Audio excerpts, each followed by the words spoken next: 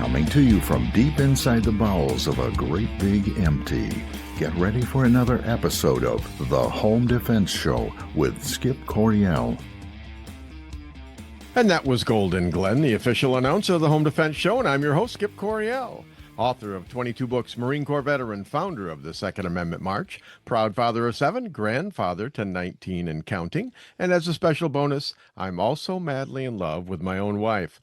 My priorities in life are God, family, and country, in that order, and I hereby promise to never compromise in my convictions. I may go broke, but I'll never go woke. And joining me today is my faithful co-host, Sara Coryell, who always makes me smile. Oh, thanks. You're so sweet. And today is Father's Day. You were very good to me today. Thank you. I mean, you're good to me every day, but... Well, you're a wonderful father to our wonderful kids. So thank you for being such a good dad and taking it so seriously. All right. Well, you don't have to stop. Keep going. Oh. Tell me about how wonderful I am. I'm really glad that you made it so we could homeschool, because that is a team effort. One parent alone cannot do it. No matter how much they want to, it takes both. And that's true. Flattery is good. I'll take that. All right. Flattery is fake, right? Well, I don't know. I don't know about that. Sara? Yes. We've had all kinds of things happening in the news this past week and a half. We got riots everywhere, protests, demonstrations, wars, actual shooting wars in Iran and Israel. And is America going to be drawn into it? All these questions. Big questions. So how do you feel about everything that's happening right now? The whole thing as a lump, as a conglomeration. Oh, I'm glad God's in charge, because I cannot deal with all of that. I am really doing good to get through my days. So how do you feel about it? Uneasy. I think probably like anybody else. And I struggle with that too, because you can watch the news too much. I think so. And sometimes I do that. I think I watch the news too much and you don't watch the news enough. I think we're compensating for each other a little. Yeah. We balance each other out. Or overdo our chosen direction. One of the two. I'm like, why should I watch the news? Here, let me know if something important happens. Well, let's be positive about it and just say that we balance each other. How's that? I think that'll work. Okay, Sara, what's on the show today? Well, today we are talking to firearms instructor Matt Mallory about what concealed carry is like in the state of New York. That should be interesting. Actually, it was. Liberal state, I can't right? tell you about it now. But I want to know. We haven't done the interview. Very impatient. You have to wait.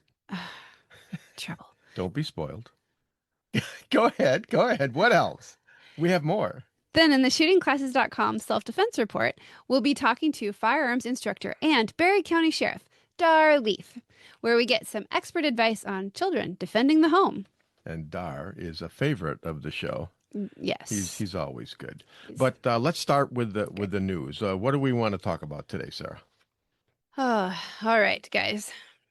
Multiple rioters in Portland, Oregon were arrested Saturday night after planned protest descended into a riot near an immigration and customs enforcement facility and left 4 officers injured.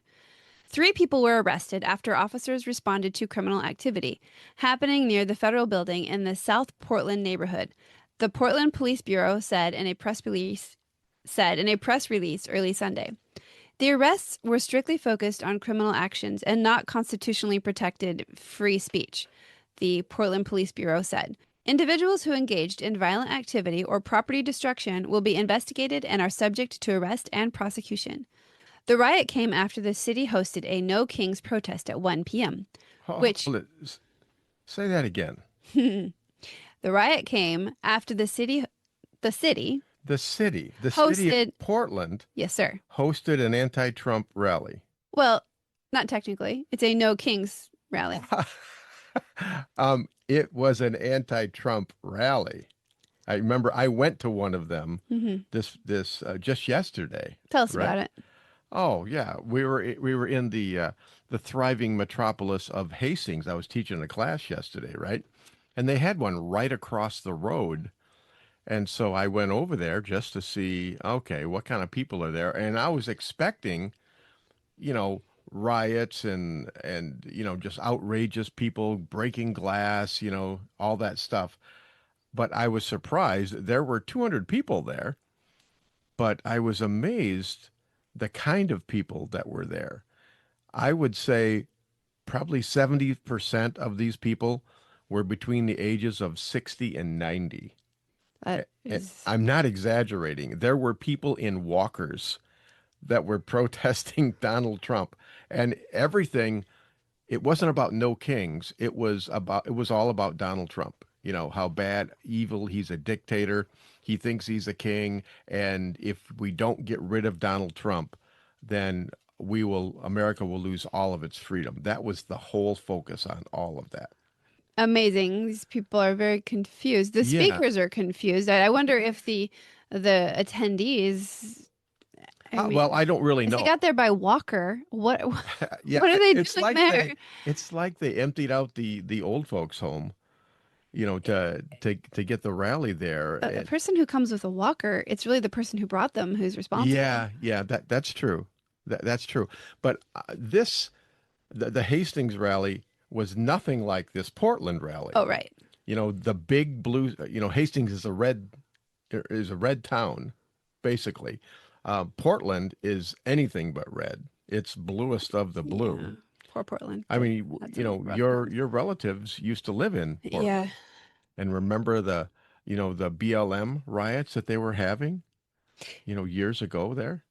Like Yeah. like almost every day they'd had a riot. Yeah. People were getting beat up, and they were attacking federal, buildings and things like that.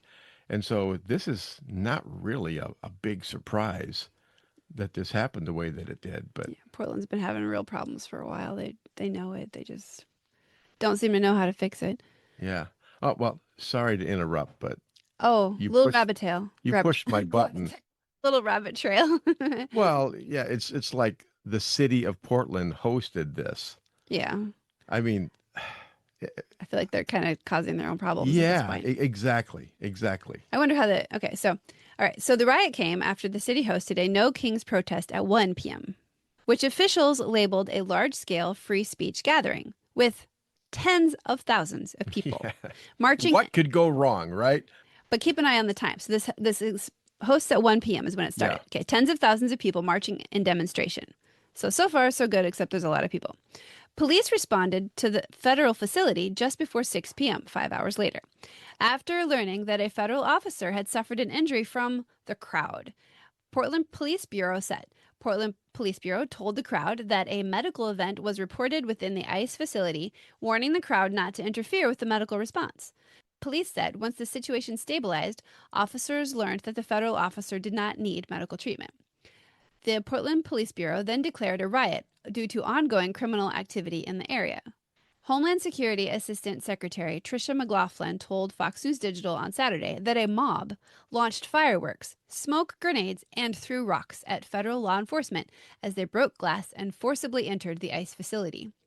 4 officers were injured during the attack, though federal law enforcement was able to secure the facility, Fox News Digital previously reported. Portland Police Bureau said Sabian Crisantos, 25, was arrested just after 8 p.m. for attempted assault of a public safety officer. Tyson Connert, 20, was arrested around 10:50 p.m. after police saw a person throwing a rock at the ICE building. Connert was charged with first-degree criminal mischief, 2 counts of attempted assault of a public safety officer, 2 counts of harassment, interfering with a peace officer, and escape in the 3rd degree.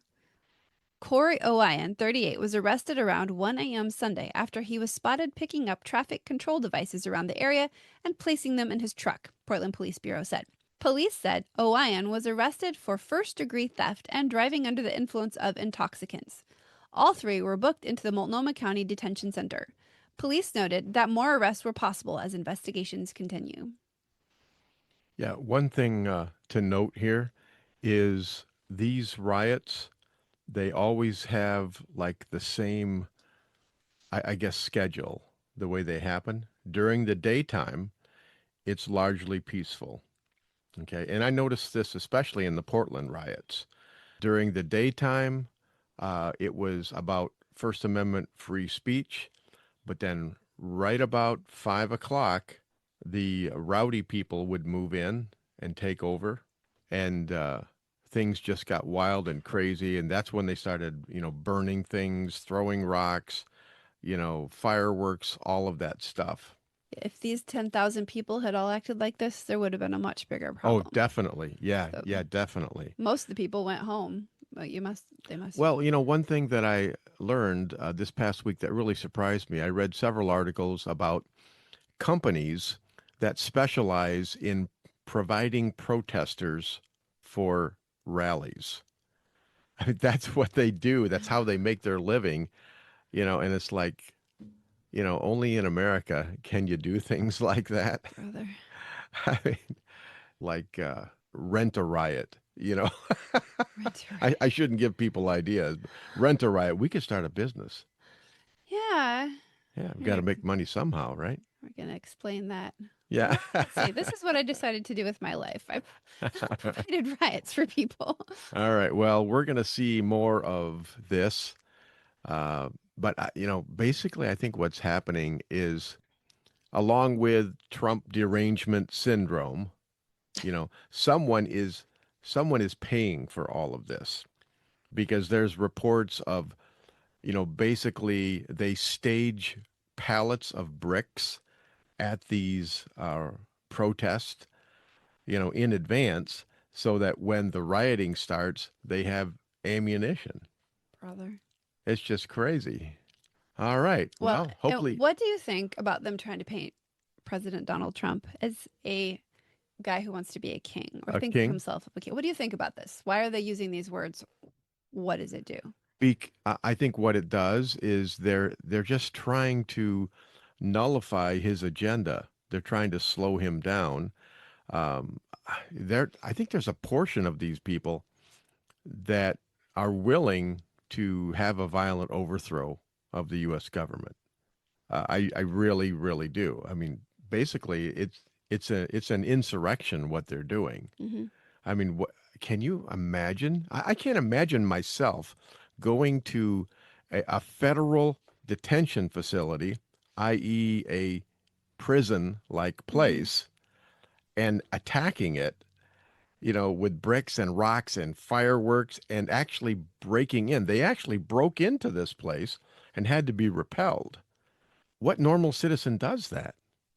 I don't Nobody. know. Usually trying to get out of a prison, trying to break in is just kind of seems counterintuitive. Yeah, none of our friends do things like that. But what I'm look at the word they chose for this. I mean, no king, right? Right. They're just always trying to play on him for being wealthy and from a wealthy family, but it's all a misstatement. Like he worked really Yeah. hard to be elected twice. He totally used the election process. He did everything Yep. correctly. They've tried on all these different ways to tear him down, and then in the end, they just kind of paint him as he wants to be a king. Well, Just why to should make we? people who aren't watching, Yeah. don't. Why should we be surprised when they keep lying? Yeah. I mean, they have lied from the beginning about Donald Trump. In 3.5 years, Donald Trump's going to be gone. I mean, he doesn't want to be president for another 4 years. I mean, Well, that's not what the rules are. He follows well, what yeah, America is set up to do. exactly.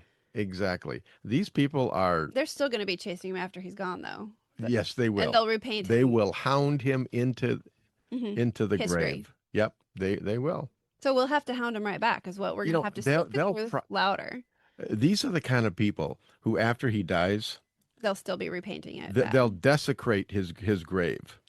They will. So what is our role in this? Our role is to hang tough. We have to stay tough. We have to remember what the truth is. I think we got to Yeah, remember the truth. and teach our kids what the truth is. But hey, I'm getting you all worked up. I'm sorry, folks. You should see her right now. She's foaming at the mouth. do not Saliva's like- dripping off her fangs. Crazy. Tell the truth. All right. Well, Truth is enough crazy enough negativity. Let's not talk about politics anymore. How about the home defense show hero of the weeks? Oh, that sounds like a nice idea. All right. All right. Oh, folks, you're going to like this one. A Marine Corps veteran thwarted an armed. Hold on, I have to interrupt you. Yes. What did I say? You can't say a Marine Corps veteran without saying Hoorah. hoorah. That's right. You remembered. Hoorah, hoorah. I just can't do it. Just like that. Yeah. Well, it's hard to say it right unless you've been through boot Yeah, camp. I did not go to boot camp. So just say Semper Fidelis. Semper Fidelis. Yeah. I like that. Yeah. You didn't know Marines could speak Latin, did you? I It mean- knew It means could speak always 2 words of faithful. Latin. Always Yes. faithful. It's the Marine Corps motto. I like that. It's a good motto. Semper Fi, dude. Semper Fi. All right. Go ahead, Sarah. Put the Marine Corps motto in Latin, though. Isn't that a little odd? Oh, yeah. It's just something they always did. I wonder. I'm sure there's a story. I'm not going to interrupt you again. Really? Okay. Well, it's kind of fun when you do. It's all right. It's your show. Okay. I guess it's our show, but all right. Marine vet thwarts robber. Here we go. A Marine Corps veteran thwarted an armed robbery at a gas station in Yuma, Arizona by disarming a suspect and detaining him until law enforcement arrived. Surveillance video captured the incident, which occurred around 4 a.m. at a Chevron gas station. The veteran, identified as James Kilser, was talking to a clerk when 3 masked individuals entered the store, one of whom was armed with a handgun. The armed suspect approached the cashier, but Kilser, who had previously served in the Marine Corps, quickly acted to disarm him. Kilser grabbed the suspect's gun and tackled him to the ground, preventing the robbery from proceeding. The other 2 suspects fled the scene. The juvenile suspect was later booked into the Yuma County Juvenile Justice Center on charges of armed robbery and aggravated assault. When questioned by deputies, Kilser stated, "The Marine Corps taught me not to mess around." The incident was widely reported, with multiple news outlets highlighting the veteran's quick thinking and bravery. The Yuma County Sheriff's Officer also recognized Kilser's actions, and he was later awarded the county's Citizens Valor Award for his extraordinary heroism and exceptional courage. Are you proud of me? I did not interrupt you that entire article. Can you interrupt? It was difficult. It was really hard for It's me. a great story, right? Well, yeah, and folks, you should go out and you should just do a web search on Marine Vet Thwarts Robber, and this is one of the first links that come up, and you can watch the video of him taking this robber out. He did a really good job of it. Yeah, this article gives you the facts, but Yeah. the video really captures. It's amazing. He was quick and surprised the guy, just like. He hesitated for like maybe half a second, just long enough to ascertain, okay, what's happening here. Well, he said he waited till he was closer. He's like, and I waited that one more step, and Yeah, well, people, they didn't hear the interview. When you guys go online, you watch the video, listen to the interview. There's like a 4-minute interview where this Kelser Marine vet is talking, and he gives you the backstory. But basically, he just reaches out with his left hand, bats the gun away while he's following up with a right cross.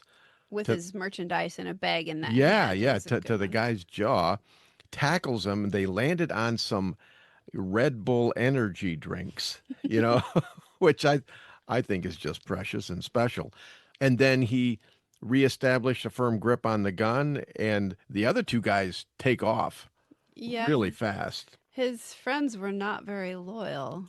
Well, Well, Robert's friends, what are they that saying there's no no loyalty, honor among no thieves, right?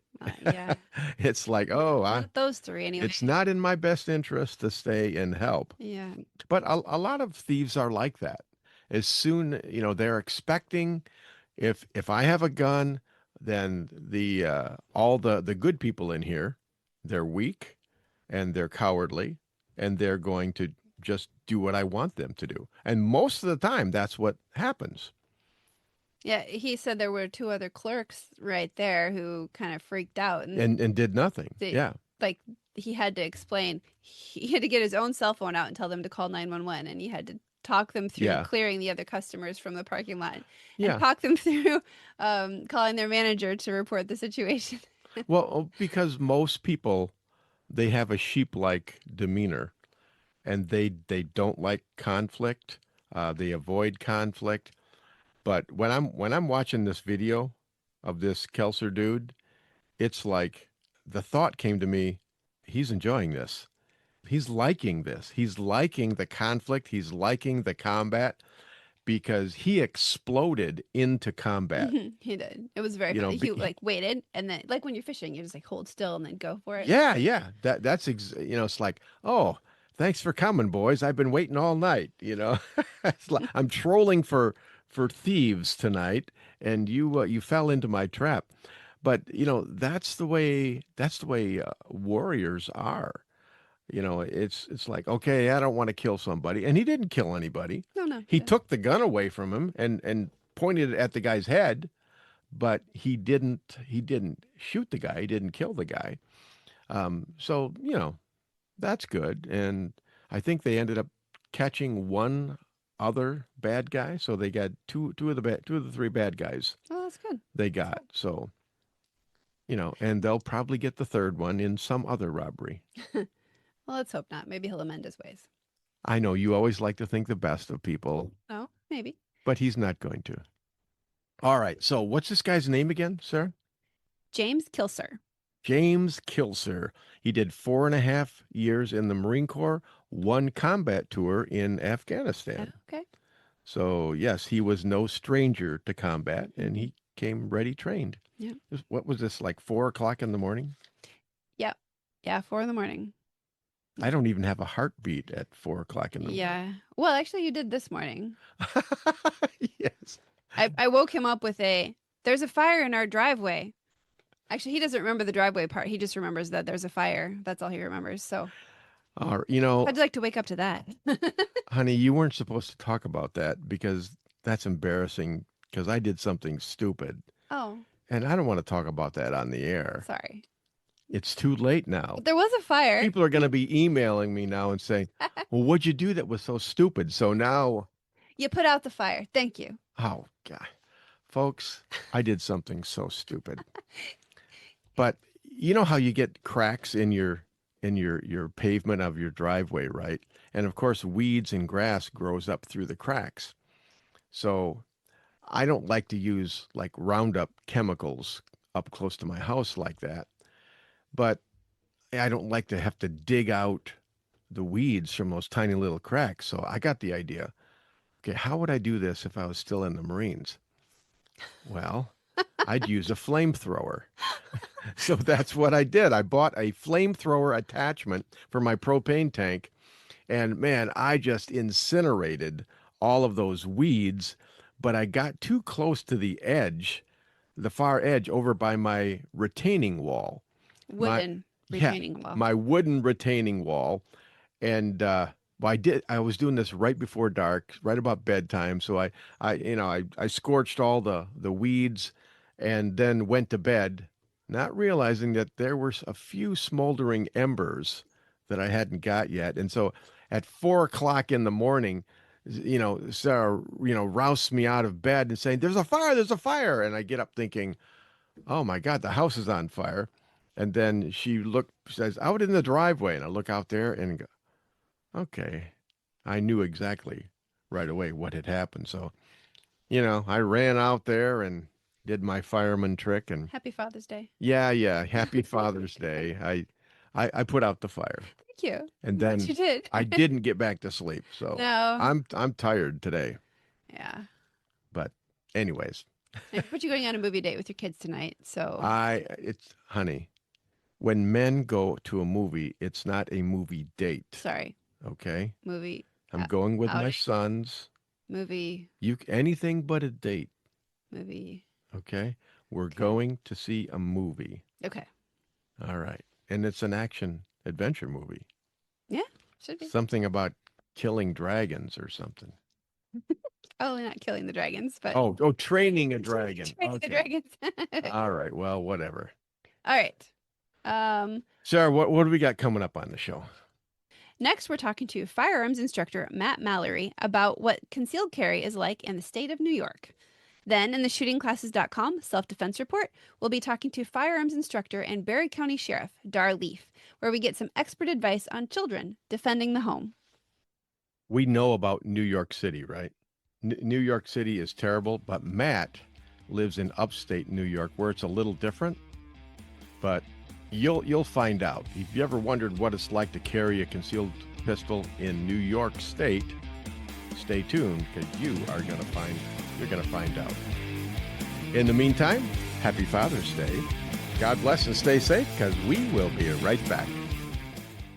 Firearms training should be easy.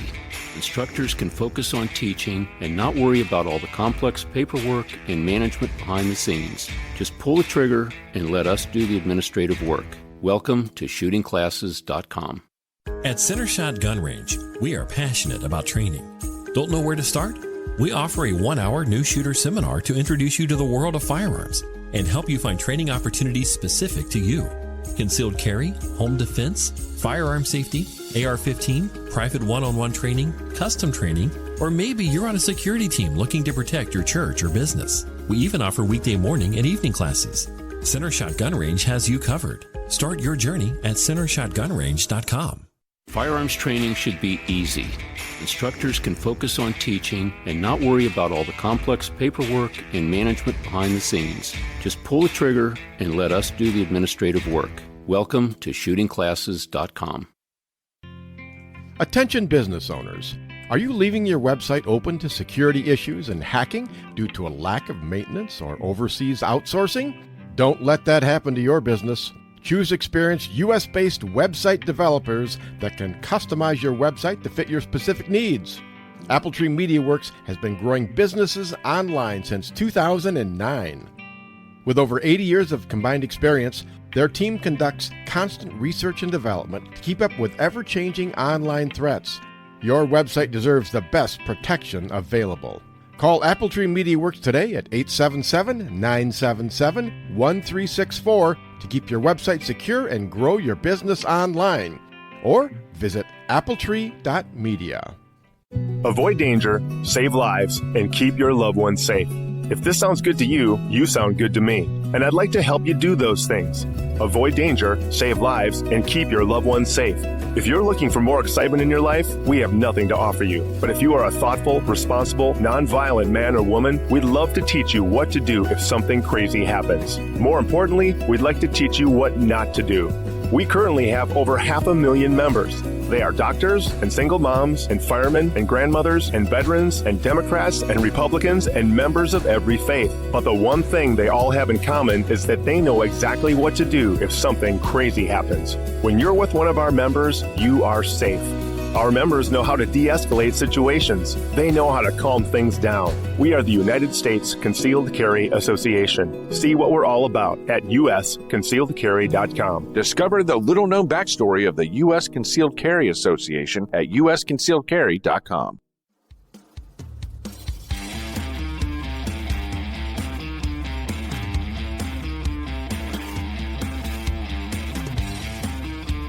They say he eats crayons and his knuckles drag on the ground, but that's only half true. Welcome back to the Home Defense Show with Skip Coriel. And that was the beautiful and sultry voice of Golden Glenn, the official announcer of the Home Defense Show. Folks, we live in a dangerous world, and I want you to be able to protect and defend the ones you love. And that's why I have this show. It's my way of empowering you to accomplish one of your primary jobs in life. You are a protector and a defender. All right, listeners, before we get too far into the show, don't forget to check out our sponsors, United States Concealed Carry Association, shootingclasses.com, Center Shot Indoor Gun Range, and Appletree Media. Without our sponsors, this show wouldn't be on the air, so we thank you all. And now I'd like to welcome firearms instructor Matt Mallory, host of the show Meet the Pressers. Matt, welcome to the Home Defense Show. Hey, sir. Thanks for having me. I appreciate it. Now I gotta go back and rethink. Do we need to redo our intro for our show? Because that was pretty good. Oh, I'm like, wow, you got that down pretty well. Well, that it's written down. I read it every week. You know, it's the oddest thing. It's like, you know, I've got this show, you know, the Home Defense Show, and then I also do a military talk show called Front Lines of Freedom, and it's like for 10 years. I've been saying like the same intro paragraph, but if you were to meet me on the street and say, Skip, what's the intro to your show? I would say, that's, you know, I'm a bit of a knuckle dragger that way. Speaking of knuckle draggers, you were in the military, were you not? I was in the Army back in the 90s. Back in the 90s. So you have any deployments? I went to Egypt, Bright Star 94, and I'd been to NTC in California twice. So no combat, but during combat time, Sure, and sure. then three training exercises that were away from the New York and Georgia area and North Carolina when I was in the Guard. Okay, so what was your specialty then? 31 uniform, radio communications. Are you serious? Yeah, Hmm. I was a radio operator in the Marine Corps. Ah, look at that. So, basically I don't know. It was a peacetime Marine. Mhm. So basically, during peacetime, you just train over Yeah. and over and over again. But anyways, hey, we'll go around that. Let's talk about, well, first, just give us like a 30-second bio because I've known you've done a lot of different stuff. Geez. Well, I guess we can, born and raised in upstate New York, went into the Army, didn't see any combat, basically did 3 years active duty, did National Guard before and after. I met my wife in high school. We got married in high school, had our first kid just out of high school. So got married young, 15 and 16 when we got together, 16 and 17 when we got married. Currently we're up to 4 kids total, ranging from 33. She's gonna kill me if she listens to this. Um, but she's like 33, and then all the way down to 9 is our youngest, and then we've got 10 grandkids as well from all of those, except for the 9-year-old, but all the older ones. Let's see. I got out of the military, came back to New York, basically did some computer stuff. My background in high school, I did BOCES electronic technology, so had a little bit of a knack in the computer industry and repairing things, electronic technology.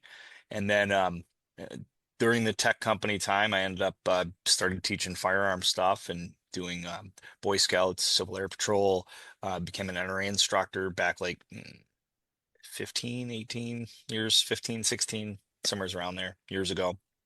And during that time, I had, just gained a knack for it and just coming up with analogies, relating the known to the unknown. And it just kind of grew and grew and grew. And I've always been a entrepreneur or a serial entrepreneur. So I've always got multiple things on the fire and always doing something. So uh, I'm a beekeeper. We've got a small homestead with chickens as well and produce. Looking to get goats, like we were talking about. Yeah. Um, we've got 2 rentals on the property that we rent out on Airbnb and Verbo. And yeah, and then we've got Meet the Pressers, the marketing arm, and a couple other things. United Merch Co., a merch company for influencers in the industry that I started a couple years ago. So what do you do in your spare time then? Also, I'm a part-time police officer, so I We have a lot in common. You and I, we've never met. This is the first no, time that we've ever spoken. But I've been on my county sheriff's auxiliary for about 12 years now, so we have nice. that in common. Look at You that. know, we both do the homesteading thing. We're Hmm. radio operators in the Yep. military. Do You you have did your much. ham? Do I? Oh no, I don't. Oh, I do not. You have your ham? yeah, I got it a little over 10 years ago. Ah, well, congratulations. I Thanks. looked at what it took to do it and I go, I'll let somebody else do that. It's funny because back in, the 90s and whatnot, maybe even the 80s, I wanted to do it, but you had to have Morse code, and I didn't have any desire to learn Morse code for whatever reason.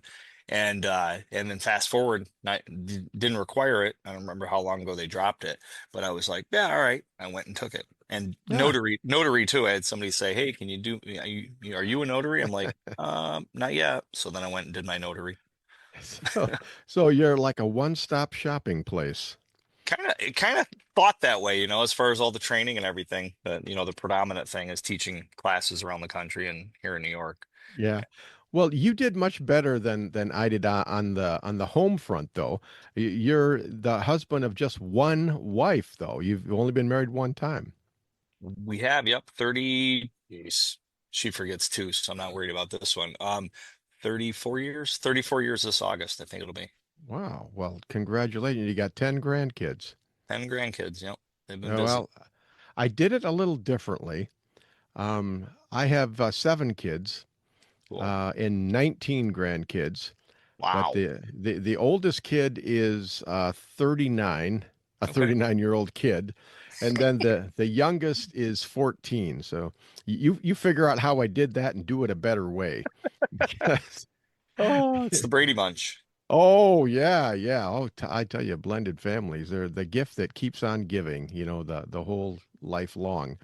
But Yep. hey, I don't regret it. Tell me, what prompted you to get into firearms training? So I mean, I grew up in the village of Cayuga in upstate New York, pushing deer. Had my first BB gun. I'm still trying to figure out, when it was. Talking to my mom about it, but I must have been, 5 or 6 when I got my first Daisy Red Ryder BB gun. Frog gigging. That was actually one of the first dates I took my Oh, wife on, was gigging frogs.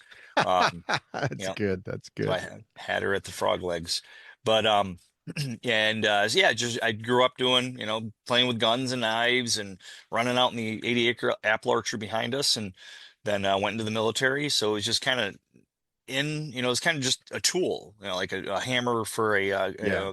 carpenter in the sense, just something that I was really good at with archery too, bow and arrow, the old bear bows, and I got really good at, estimating how far that hay bale was away, and, checking, licking my finger and checking the wind and elevation, and, and Yeah. dropping an arrow in a hay bale.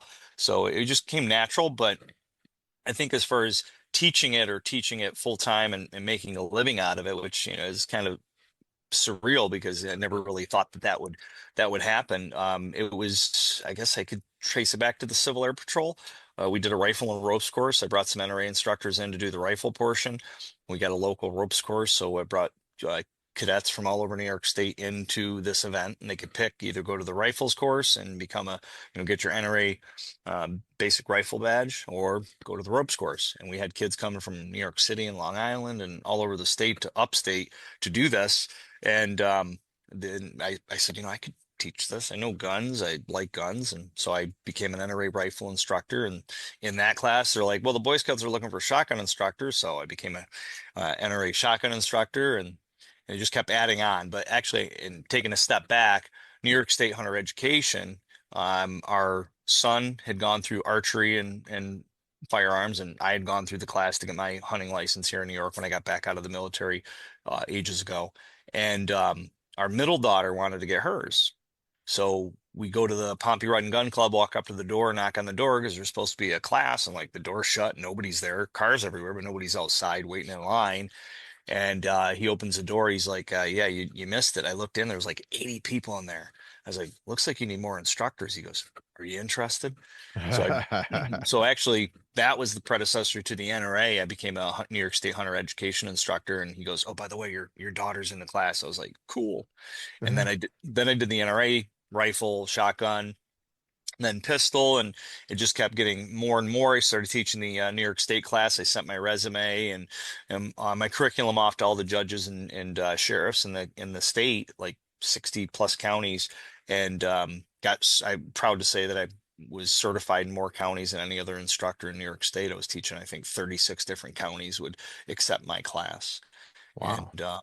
yeah, so then I just, people are like, oh, well, what about this and that? And are you a Utah instructor? I want to do the multi-state. So I went and got Utah certified and flew out there where I met Gary Shank, and that's how the Top Shots in Orange County Chopper nonprofit event went. So, Yeah.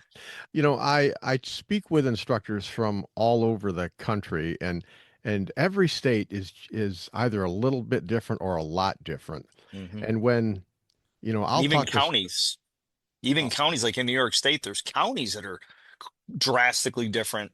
Even though the law says one thing, one county does it one way, and other one's got their own certificate or their own list of instructors. oh It's wow. crazy. Yeah, Yeah. that's different. Here in Michigan, we have firearms preemption laws, so that it's whatever state law is, that's the way it is Yep. in all 83 counties.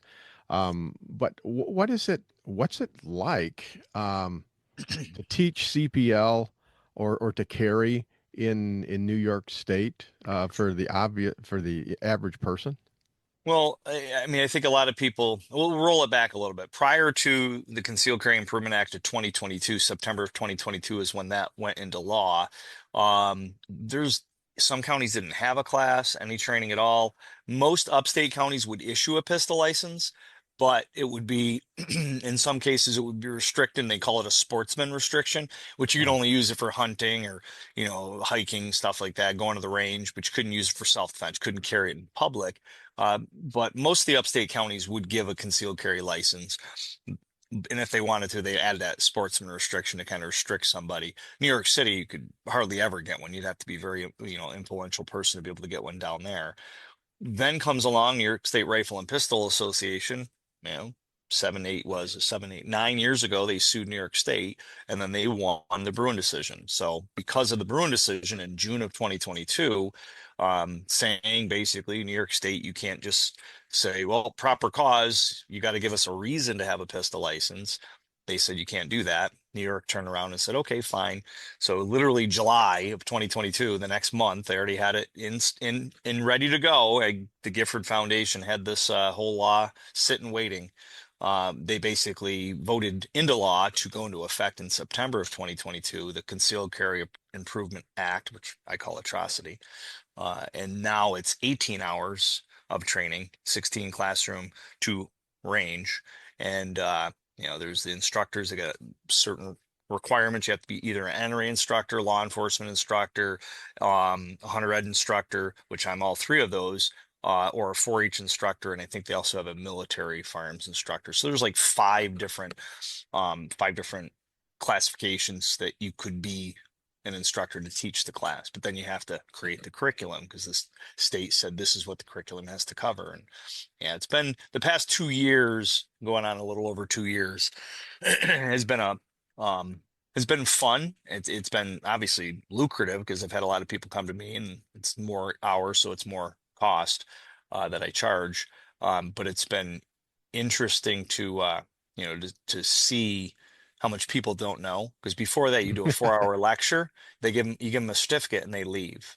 Now, yeah. I've had a student of mine who was he was a Navy officer, and back in February of 2019, no, April of 2019, he shot his girlfriend in the head, killed her. Oh, And man. it was negligent, right? Fingers on the trigger when it shouldn't have been.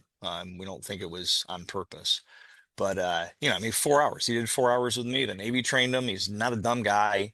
And so like a 4-hour lecture on something that you don't know anything about. I mean, that'd be like, having somebody give you a 4-hour lecture on driving a car and then just say, here you go, drive to New York City. Yeah, yeah, that's You know? right. So, Yeah, it in Michigan, it's 5 hours class time and 3 hours range time.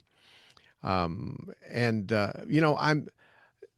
I'm torn, sometimes, over constitutional carry, simply because on the one hand, I don't believe that the founding fathers meant for us to have to ask permission to carry for personal defense. I On the agree. other hand, I've taught over 20,000 students here in Michigan over the last 25 years, and most of my students are pretty responsible, but there's a lot of them where it's like, okay, just get through the class, get through the range time, you know, without them shooting themselves or somebody else, Wow. because they're not the sharpest tools in the shed, you Yeah. know. And so I'm torn with that. I'm a Second Amendment activist, but I look at other constitutional carry states, and I talk to a lot of instructors, and what they tell me is that, as soon as we went constitutional carry, no one takes a CPL class anymore. Yep. And, crime doesn't go up, but, things like negligent discharges go up, and people, they don't take the time to learn what the laws are. And I guess that bothers me. I would like to think that gun owners are responsible enough to say, okay, if I'm going to carry this around on my person, I need to know how to use it and when to use it. But I'm Mhm. not so naive as to think that everybody's going to be that way. There's I agree with you completely as far as, I do think the well-regulated militia means people need to take it upon themselves. I don't think the government should be coming in telling people, but of course, people are lazy and they only do what they need to get by. And I always tell my students, listen, if you're not going to do any practice, then and you buy a gun and you say, Matt, I don't care, what you say. I don't have the time, the energy, the money, the desire to do any more training after this. The state only requires me to do this long class with you. I'm going to get a gun, shove it in my holster, and hope I never need it. And I always tell them, I hope you never need it, because if you pull Yeah. that out, it's a gamble. You don't know what's Yeah. going to happen. And another analogy that I'll use with that is, if you're driving down the road and there's an emergency vehicle on the side of the road, and in New York State, they just changed it. It's any vehicle on the side of the road, you're supposed to move over. And I say that, I go, what are you supposed to do? And they go, move over. I go, and if you don't move over, you get pulled over. And if you say to the officer, I'm sorry, officer, I didn't know. He said, great. Well, yeah, now you do. Here's your Yeah. ticket. So driving is a privilege, and you have a privilege of driving. And if you screw up, you could lose your privilege of driving. But the Second Amendment, right? Second Amendment is a right, and if you screw up when it comes to that, they'll literally take away and put you away for the rest of your life if they want to. Yeah. So you got to take that more seriously than you do driving if you take keeping up on the driving laws. So people, they just don't seek it out as much. I did after the Concealed Carry Improvement Act went into effect. For a while, I was doing like 1 hour online law update sessions, and I didn't even charge anything, and I was getting hardly anybody to take them. I'm like, Yeah. literally giving you free law advice on this new law that just came out, and what do you do? I know. I know. I think the stat nationwide is that less than 1% of concealed carry holders ever go on to get any training beyond what the state mandates that they get in order to carry. And that kind of holds true. I mean, I teach like 4 different advanced classes, but I would say it's probably about 1% of my students come back and get any further training on that. I think it's more now with the 18 hours, because I think in the 18 hours, I'll make a joke sometimes. I'll be like, all right, who here, can we swear on your show? Is it okay to swear or no? Yeah, go ahead. All right. But just this one time, Matt, just this one time, go ahead. I'll say you guys are here. Who raise your hand if you think, what the hell is he going to teach us in 18 hours? And like a lot of hands will go up and be like, great. And then at the end of the class, and sometimes I'll say it at the beginning, just kind of finish off the punchline. But at the end of the class, I'll be like, okay, so yesterday I asked you, what the heck am I going to teach in 18 hours? And now today, does everybody know everything? And like nobody's hands go up. I go, I don't even know anything. I'm still learning stuff. Yeah. And I'm Yeah. taking training from other instructors. And I think that's something that, Clint, my co-host on Meet the Pressers, he and I try to do, is we try to do training under other instructors. And, there's a lot of instructors out there that do that. Masada Ub and Tom Gibbons are good examples of that, trying to always keep up on, seeing what's new, what's, maybe they say it a different way, teach it a different way. Maybe they get the point across a different way. So you leave learning one thing, it's a success. And, I try to do at least, and I'll tell my students, I try to do at least 150 hours of training annually under another instructor. I think last year I did 650 hours. Oh, wow. Yeah. And a lot of Good. law enforcement training that I wanted to get done, and I got done. This year I'm already up to at least 150, I would think, or probably close, maybe 125. So I'll tell them that, and I'll be like, and you're doing 18 hours with me. Yeah. That's And complaining about it. Right. And I'm doing the 18-hour class weekly. So I do it 4 times a month. I'm teaching it and regurgitating it, which is a form of, remembering it. But then on top of that, I'm going out and doing more training under other people, which I don't have to. There's no requirement for me to do that. I'm doing it because I want to keep up. I am my family's first responder. And I try to put that point across. And I think I get more people coming back now with the 18-hour for private lessons and some of the advanced stuff that I teach. And that's a good thing. But still, it's low percentage. I mean, I would say probably 1 to 5%, like you were saying. Prior, when it was just a 4-hour class, maybe it was more of a 0.5% to 1%. Oh, yeah. Yeah. Well, there's that saying, you don't know what you don't know. So true. And that is so true. It's like, I don't know what I don't know. I mean, if I knew it, then I'd know it, but I don't know it. And it's like, there's so many different facets of self-defense, of personal protection, of guns, gunfighting, close quarters combat. There's all this stuff, and Target no zone. one person can know it all and be proficient at it, Right. to boot. So yeah, I agree with you 100%. Matt, we could go on all night, except we're out of time. Wow. But I want to have you on the show again. Love So to. This is good. I'll get in contact with you again. But before we go, tell us how people can listen to your show, meet the pressers, and then also find out about the training that you do. Sure. So meetthepressers.com, that links to both my training company and my co-host training company, Clint Macro from Trigger Pressers Union out of PA. Once again, I'm out of upstate New York, PS&Ed, Public Safety and Education, or publicsafetyeducation.com is the training company. But meetthepressers.com, and that'll link you out to my website from there. I listened to one of your shows today. It's one that you did at SHOT Show with a guy named... was it Jedinsky? Yes, Scott. Yeah. Yep, the Jedi. Yeah. That was I like that guy. He's kind of cool. Yeah. First time I met him in person. I've been friends with him for a while on Facebook, and he's a big guy. He's a tall guy. Yeah, he looked big. Big. Yeah. All right. Well, hey, so meetthepressers.com. You can check it out. Matt, I want to thank you very much for being on the Home Defense Show today. I appreciate it. Thank you. All right, and this is Skip Coriel on Home Defense Show. Coming up next, we'll have the shootingclasses.com self-defense report with firearms instructor and Berry County Sheriff Dar Leaf from the great state of Michigan, where we get some expert advice on children defending the home. But during the break, I want you to log into rumble.com and search on the Home Defense Show. I posted a series of entertaining and educational videos there just for you. Check them out, and don't forget to like, share, and follow. All right, God bless and stay safe, because we will be right back. Firearms training should be easy.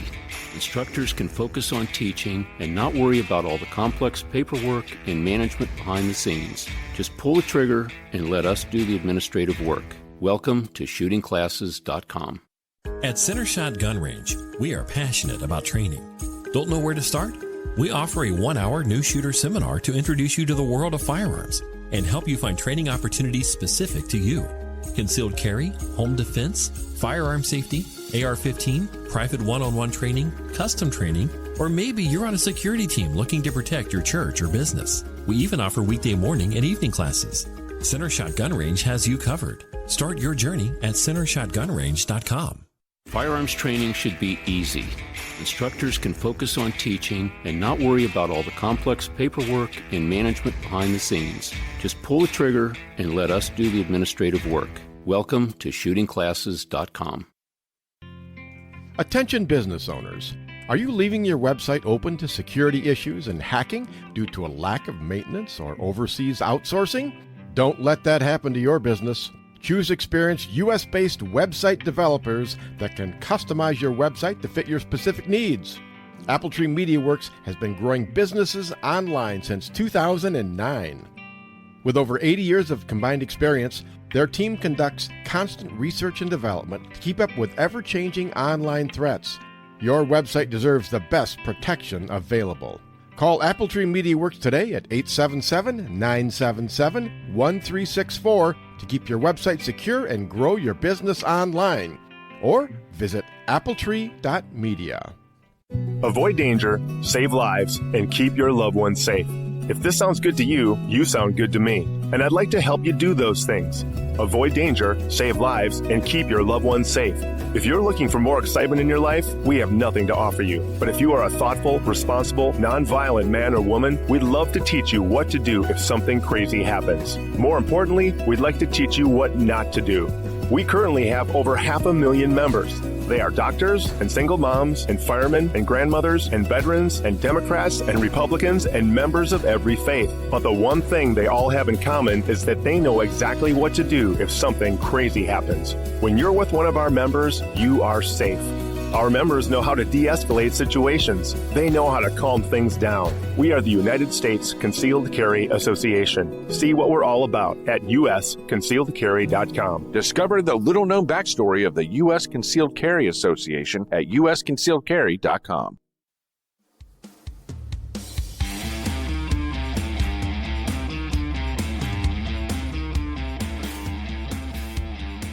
He's old, he's cranky, his back hurts, and he can't remember where he put his car keys.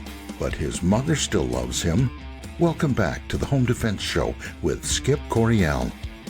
And that was the beautiful and sultry voice of Golden Glenn, the official announcer of the Home Defense Show. And I'm your host, Skip Coryell. Don't forget to check out our sponsors, United States Concealed Carry Association, shootingclasses.com, Apple Tree Media, and Center Shot Indoor Gun Range for all your training and equipment needs. And now it's time for our weekly self-defense report, sponsored by shootingclasses.com. And today we're speaking with self-defense instructor and Berry County Sheriff Dar Leaf from the great state of Michigan. Dar, thanks for coming back on the Home Defense Show today. Hey, it's always a pleasure, Skip. All right. Well, hey, we've got this, it was a pretty good crime that we're going to be talking about. Had a happy ending for the good guys. And it's based on, it's an NBC News article, and it is out of North Carolina. And it says 12-year-old boy fatally shoots intruder who tried to rob grandmother, family says. All right, here we go. It says a 12-year-old boy fatally shot a man who forced his way into an apartment with an accomplice in North Carolina, authorities said Monday. Goldsboro police responded to a report of a shooting on South William Street at about 12:43 a.m. Saturday. Police said 2 masked people forced their way into the apartment, demanded money, and shot one of the residents, Linda Ellis, age 73, whom a family member identified as the boy's grandmother. The boy shot at the intruders, causing them to flee, police said.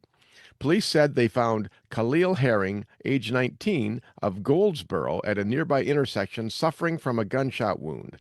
Herring and Ellis were taken to a hospital where Herring was pronounced dead.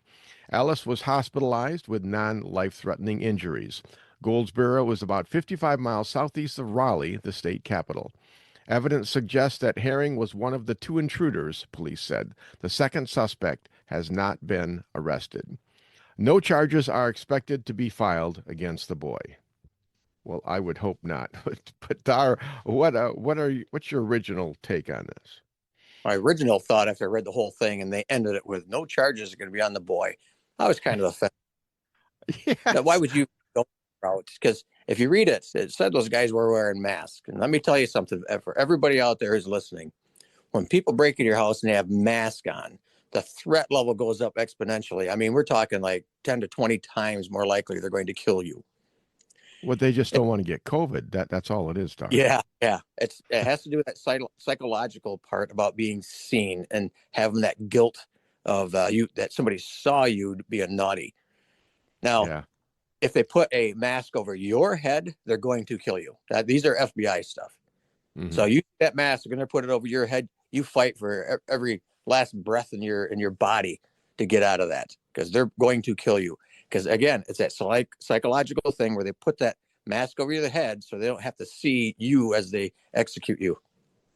I've heard the same thing. If they want you to get down on your knees and then they step behind you, they're usually going to execute you. Is that the same kind of a deal? Yes, it's because they don't see the face, as they're taking that identity away. You know, you think about when you read that book, Saul Alinsky's Rules for Radicals, they'll talk about labeling somebody. Well, we did it in every war. You know, the North labeled the South as something, and South labeled the North. And what it does is it takes a human out of it, because it's not natural if you want to take one of your own species. But if you take in Vietnam, they called them gooks. They weren't people. They were gooks. Much easier to go kill. It's psychological. And that's what you're doing here, is you're taking that human out of it so you don't see their face. And that again, when the Saul Alinsky's Rules for Radicals are doing that, they're doing the same thing, taking the human part out of it. You are not a Skip Coryell. You're a MAGA crazy maniac, whatever they're going to label you as. So it takes the human out of it. Well, so what does that say about a criminal who doesn't have a problem with that, who might actually want to get to know you before they kill you? I've heard some serial killers are like that. Yeah, that's a whole nother league. Yeah, that makes sense.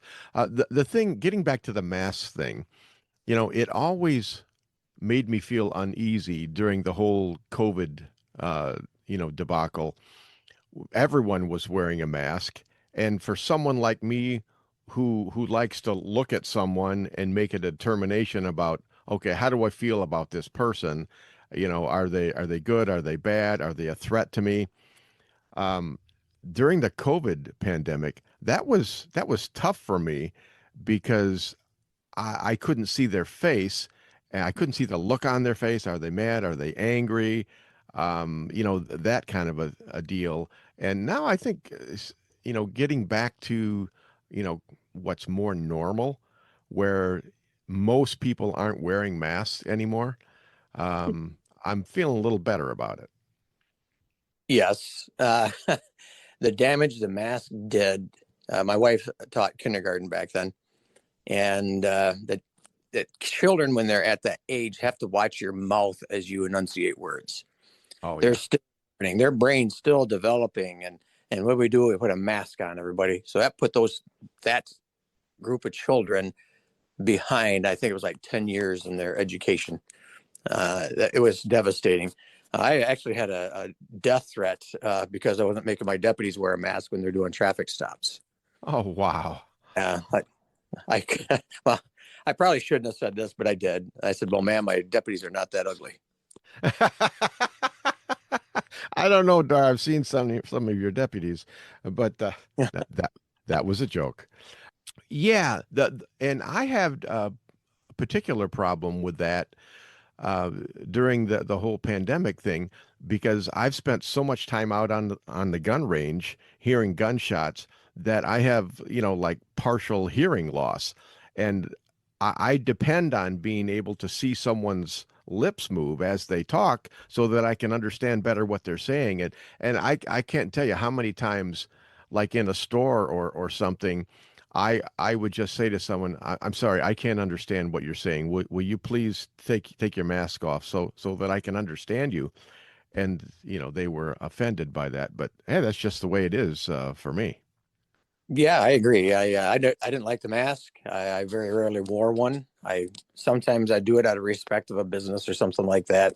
It was their rules. I understood that. But as for lawmakers coming out and forcing the people to do it, boy, there's a line in the sand, and it's called the Constitution, and I can't find anywhere that gives them that power.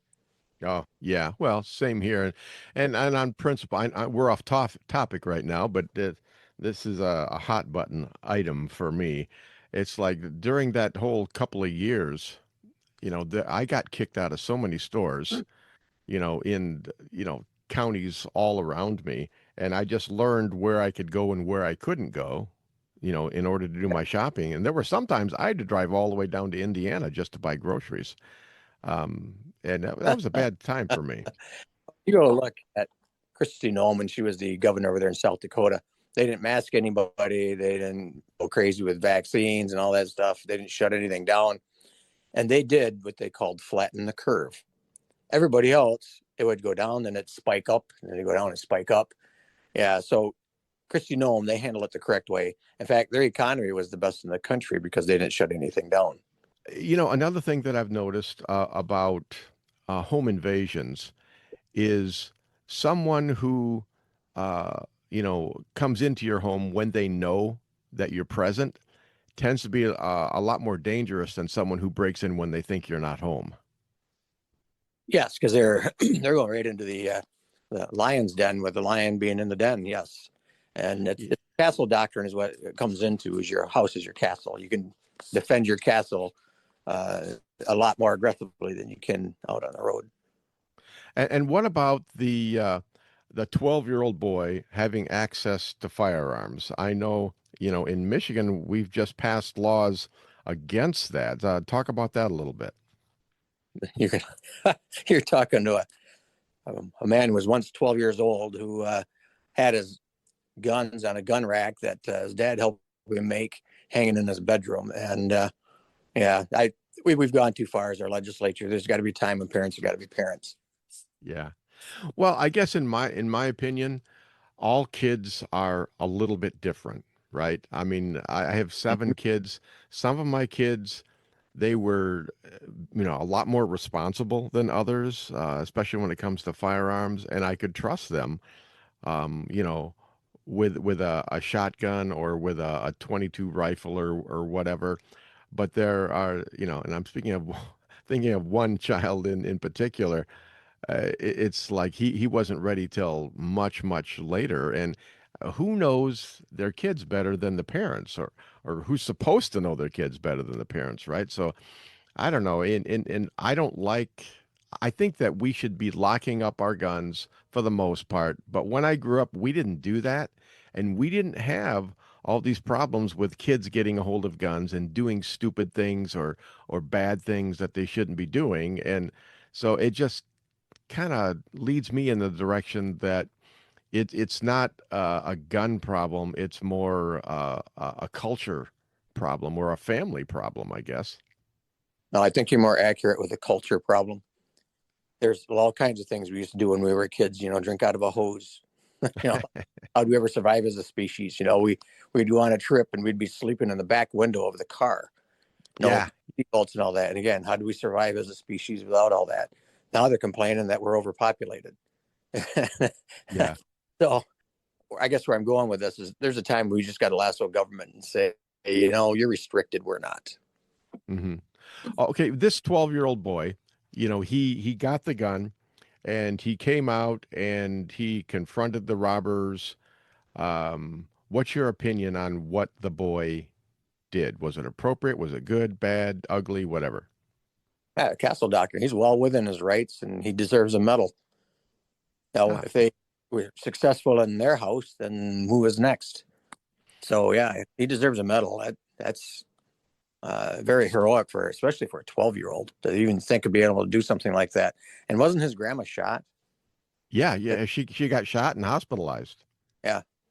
So even more so was he justified in that. Yeah.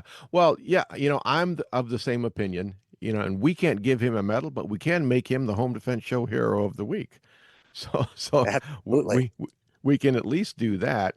One of the things that I've always felt strongly about is that when you make your home defense plan, you need to include your children, because kids will either be an asset or a liability. They're not going to be neutral. They'll either help you or they'll hurt you. And boy, in order for the kids to help you, they have to be, an asset, and they have to know what you want them to do. It's like, it could be as simple as, hey, when you see someone in the driveway, come and tell me. Or if you hear breaking glass, come and tell me. It could be something as simple as that when they're younger. What are your thoughts on that? Well, that's a wonderful idea, but most of them are like kicking in a door and coming on pretty aggressively. These guys in a mask, how did they enter the house? How much time did you have to think? You can have a plan. If you don't practice that plan's kind of worthless. So how much practice did you get? And being able to respond quickly? This is where I get a little frustrated with these prosecutors prosecuting people for self-defense. Well, put yourself in that shoe. What would you have done? Yeah.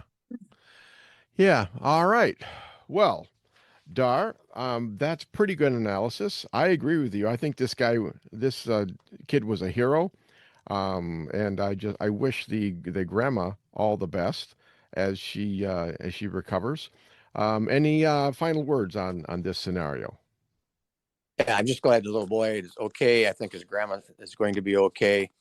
I hope he gets through the mental part of it, because it's not natural if you want to take one of your own species, but when you're defending family, gloves are off.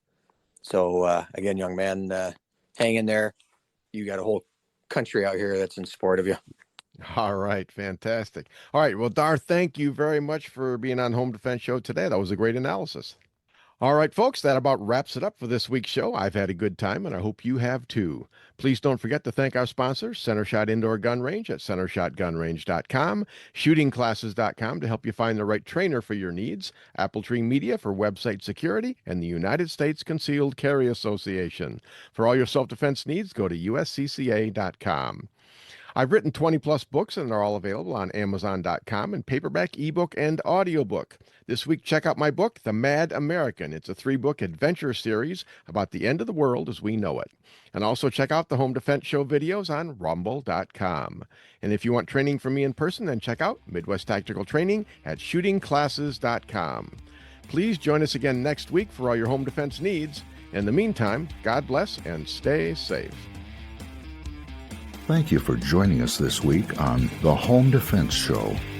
Now, get out there and protect the ones you love. We'll see you next week with more of the best. Bye-bye, boys! Have fun storming the castle!